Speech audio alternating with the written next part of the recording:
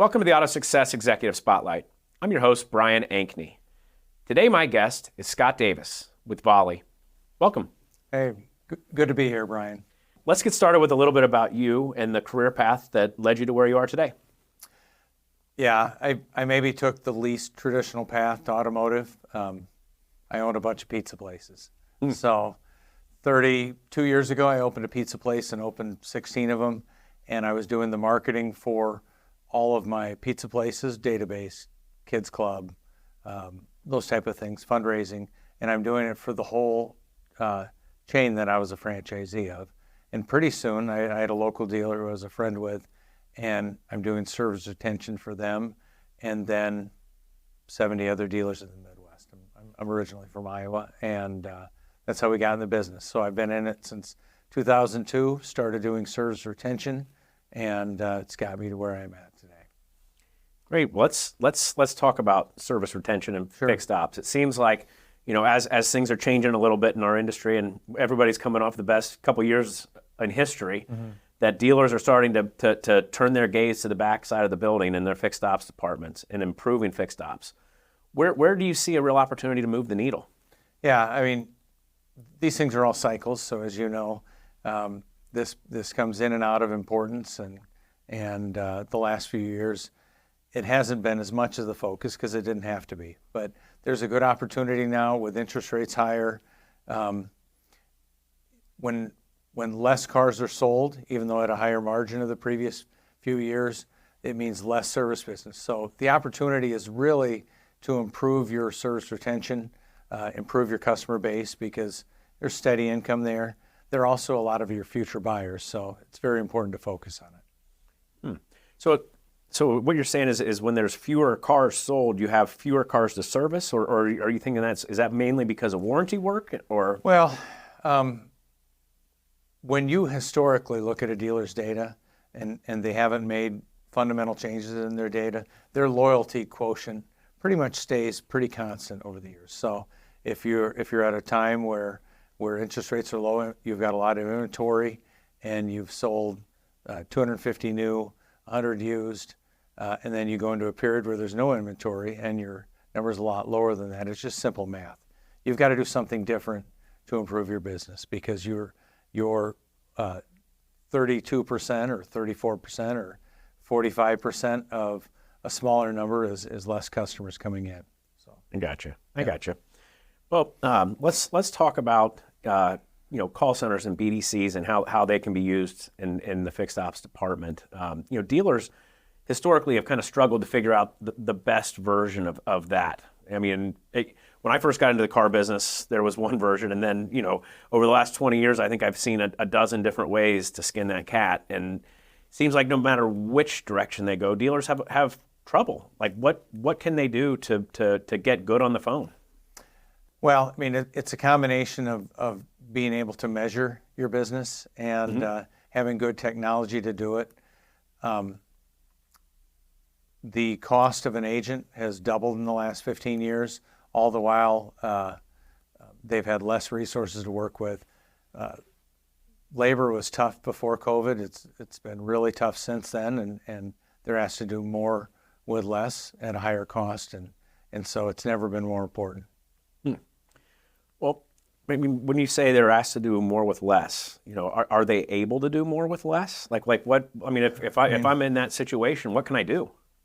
Well, your typical BDC, they're managing a lot of different programs. They're using a desk phone, or click to call through a CRM, but there's no real good feedback on what the agent's done, how efficient they've been, how fast they've worked. They're generally in fixed ops. They're working off spreadsheets. The OEM put in a list, or they pulled a list down from their DMS, and it's hard to know where you've been when you're running around with spreadsheets. You don't have visibility to where you've been. So in the past, it's been very, very tough. So I mean, it's not been standard for a dealer to have a BDC, an in-house BDC that used call center technology. They run in and out of cycles, just like with a lot of things in auto. They run in and out of cycles where they've outsourced the calls or they've insourced them. And there's not one size fits all for every dealer, but up until now, it has not been common for them to use call center software in a dealership. So if a dealer, would like to use call center technology in their dealership, and they recognize that they have a problem and they want to solve it, is this something that a dealer can make a decision today and be operational in 6 months, 1 month, a year? Like what's that process look like? It depends on what they're trying to accomplish, of course. So generally, when we work with dealers, we try to get them up and going in about 15 days. Oh, wow. So our first meeting with the dealer, we'll get their data ordered for their DMS, have them order their headsets, and then we put them down the path where they're making money with their BDC in about 15 days. In general, there are lots of places to sign up for call center software. The other elements that you'd have to do normally, you'd have to figure out a way you're going to manage the campaigns, you're going to get the data into the dialer and the feedback back out that you know how to make good decisions. Well, can you share some success stories, from inbound and outbound phone calls in the dealership environment? Sure. We had one dealer group in Florida. They had 3 BDCs for their 29 stores. When they started out, they had 19 of their stores in this BDC, and they had 34 agents.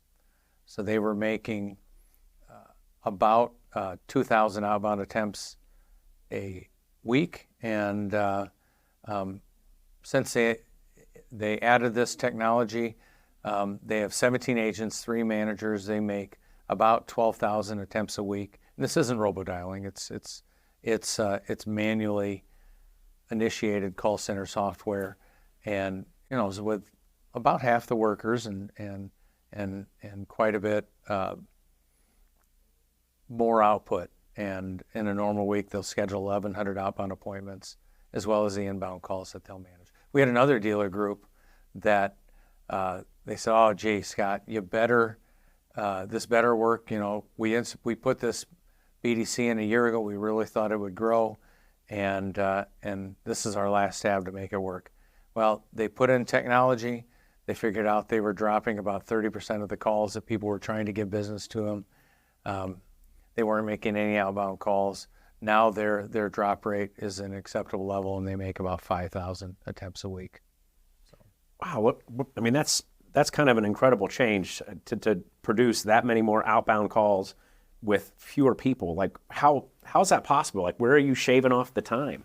If you're running off a desk phone and you want to not make the customers angry who are trying to do business with you, you need to have people sitting around waiting for the phones to ring. Mm-hmm. It's no tougher than that. We recently looked at 10 million phone calls, and 62.8% of the people that dropped did not call back within 7 days. And those people were buyers. 74% of them had a previous service appointment in the DMS. If you called them back, 54% of them answered on that first try, and 34% of them, even leaving in status checks, made appointments. So when you factor all that in, you're shaving off the time by measuring the agent's efficiency, helping them realize that they spent a lot of time in between a phone call. And then when they're not on an inbound call, serve up the next most important outbound call you want them to make. And you also help them out by using email and SMS along with it to multiply what they're doing. So you compare that with the desk phone and spreadsheets, where they have to wait for the phone to ring, because otherwise they're going to make people mad if they don't answer the phones. We all get frustrated with it, right? Oh, yeah. And then when they're not, they're checking names off a spreadsheet. So now, how, like you said that to not make people mad, you have to have somebody waiting to answer the phone. How does it know that the phone's not going to ring, or that does it have a certain person waiting each time so that everybody's not waiting, or what does that look like? Well, there's a call queue. So just like any phone system you call, and if someone's available, it'll serve the call right up to them. If not, as soon as they hang up from the call they're on, whether it's inbound or outbound, it'll immediately serve them a call based on how they're skilled to answer those calls. Mm-hmm. And so customers are not waiting for calls. It's counterintuitive. Dealers are accustomed to having ring-alls because they figure that will help the phones get answered, but all it does is ruin your productivity, and it makes it so no one's responsible. If you really want to be successful, put everyone on a system where every minute they're working is accountable for the customer and to help serve the customer. Interesting. Let's talk about KPIs. You know, Sure. if a dealer wants to improve, is trying to improve, or is on his path to improve, what are the important things they should be measuring and paying attention to? Sure. When we speak with dealers, with a desk phone and spreadsheets and click-to-call through CRMs and such, all you can really keep track of is activities. And that's fine if that's all you can do. The first thing I would do is I would benchmark inbound and outbound differently, because most of the time when you speak with a dealer, they're going to say, oh, our agents do 80 calls a day, or our agents, we've got a goal of 100 calls a day. And that's pretty good output if you're using a desk phone and such. I would benchmark inbound and outbound separately. And if I was running a service BDC, I would try to get to where an agent can take 70 inbound calls a day and make about 150 outbound attempts a day. So wow, that's a lot of calls. Sure. But if you've eliminated the time in between a call, that isn't them working 60 minutes an hour, which is the next benchmark I would really look at. If you're trying to measure agent efficiency and effectiveness, and this is the only way you can do it, is with a system, a call center software system, we try to benchmark against 85% efficiency. So meaning we want them productive 50 minutes an hour. Okay. I mean, BDC agents have a hard job. They've got numerous bosses. They have all the service advisors. They have their BDC manager. All the customers want service. And so you're not going to be working them 60 minutes an hour, 8 hours a day. But if you can get them about 85% efficient, they're doing really well. When they're on the phone and they're making outbound attempts, and we'll just talk service retention. On a 4-attempt service retention campaign, blended through the 4 attempts, you're going to get about 35% of the people to answer, so 50-some% on the first attempt, down to 18 on the last attempt. The math works out pretty simply that on 100 attempts, you're going to have about 35 conversations. And some of them might be first attempts, some of them might be 4th attempts, but you're going to have about that many conversations, and if you can convert about 30% of those to appointments, you're doing good. Now, do you measure how many actual connections that they make? Sure. I mean, I imagine that if you're looking at it on a daily basis, if I make the same amount of attempts as you do, but you talk to twice as many people, that you probably couldn't make the same number of attempts, because when you connect, it probably takes as much time as 5 attempts, right?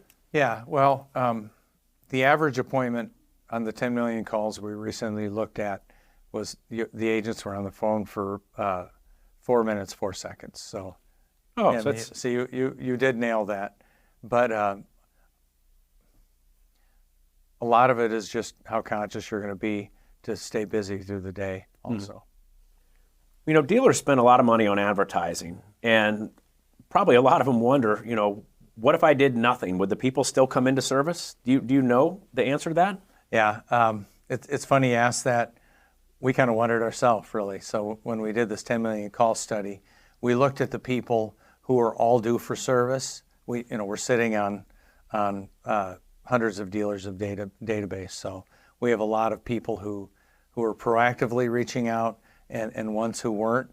And the difference and we looked back 10 million calls that we could look 90 days forward. So the lift was about 51% for the people that actually the dealers reached out and spoke to compared to the ones that didn't. So you can really move the needle if you reach out.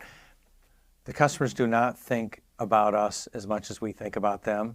And a lot of times Service is just catching them on the right day when they're due, and making it easy to convert. The other great advantage you have there is if you're managing these people and proactively reaching out and doing it in a system where you actually take the inbound calls also, you'll reduce the number of inbound calls you have to take because customers don't have to keep calling back in to get help. So a lot of benefits, but yeah, the lift is substantial compared to overdoing nothing because they're going somewhere. Wow, I mean that answer is a lot bigger than what I was expecting. That is substantial. Yeah. So Scott, is there anything more you'd like to share with our audience today before we go? Yeah, agents have a hard job, but they can really have a huge impact on your business. And certainly, if anyone has anything they want to reach out and ask, we'll help with or without, whether they work with us or not. Just keep in mind, the customers need service. Mm-hmm. Everyone needs service on their vehicle. It's just a question whether they're going to get it from you. So. If people put technology in place that helps them be effective, lets them know the customer's history when they've called, what services they've done in the past, people just need help, and they all need service. So just know that you can really, really improve your business if you give them a few tools. It's really hard to improve your business if you don't know the numbers, and so I would just urge everyone to put something in place to help these hardworking folks be more successful. Great. Well, thanks for coming. Yeah, thanks for having me. And thank you for taking the time to join us for this AutoSuccess Executive Spotlight. I'm your host, Brian Ankney. Today, my guest has been Scott Davis from Volie. We hope to see you again on a future episode. This one's Over the Curb and Burning Gas.